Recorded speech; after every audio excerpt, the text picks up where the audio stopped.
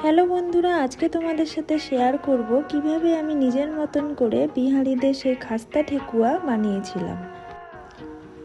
এই ঠেকুয়া বানানোর জন্য আমি একটা বাটিতে প্রথমে অল্প আটা নিয়ে নিয়েছিলাম, তারপরে 1 কাপ মতন ময়দা তার সাথে মিশিয়েছিলাম।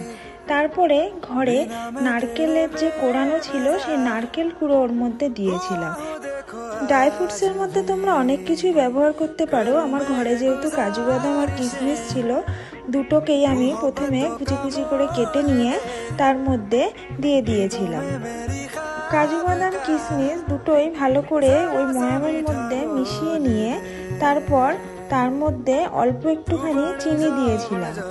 চিনির পরিমাণ অনেকটাই লাগে, তাই অল্প পরিমাণে প্রথমে চিনি দিয়েছিলাম। তারপরে 2 চামচ মতন সুজি দিয়েছিলাম। সব উপকরণগুলি দিয়ে ভালো করে মিশিয়ে নিয়ে তারপরে 1 কাপ মতন দুধ দিয়েছিলাম। দুধ দিয়ে ভালো করে ওই জিনিসগুলি মিশিয়ে নিচ্ছিলাম একসাথে।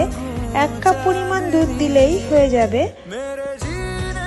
দুধ দিয়ে ওই ময়ামটাকে মেখে নিয়ে তারপর আমি ওই ময়ামের মধ্যে ঘি দিয়েছিলাম।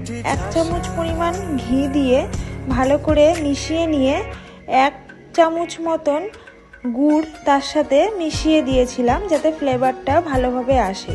তারপরে সামান্য পরিমাণ নুন দিয়ে সেই ময়ামটাকে ভালো করে মেখে নিচ্ছিলাম যাতে একটি সুন্দর গন্ধ আসে। ময়ামটা যখন ভালো করে মাখা হয়ে গেছিল, তারপর অল্প পরিমাণ গরম জল সেখানে দিয়েছিলাম।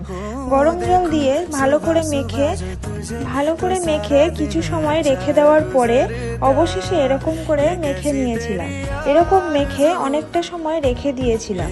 তারপরে সামান্য পরিমাণ তেল দিয়ে ওখান থেকে অল্প অল্প ডো বানিয়ে এর ওপরে বানাচ্ছিলাম।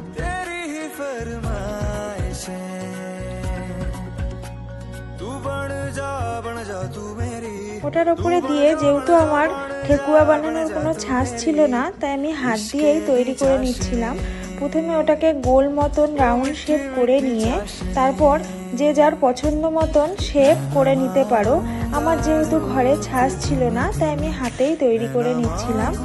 ওটাকে প্রথমে গোল করে নিয়ে তারপর আমি আস্তে আস্তে ওটাকে ঠেকুয়ার শেপে নিয়ে যাব। অনেকে গোলও করতে পারে, অনেকে এরকম শেপও করতে পারে। আমি সবকটাই এরকম শেপই বানিয়েছিলাম, গোল করিনি।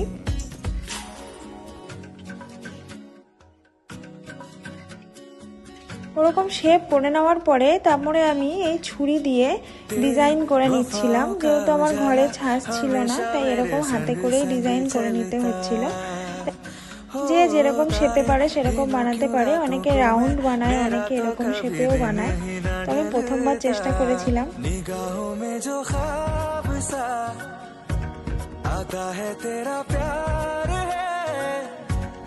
অবশেষে এরকম করে বানানো হয়ে গেছিল, বেশ অনেকটাই হয়েছিল।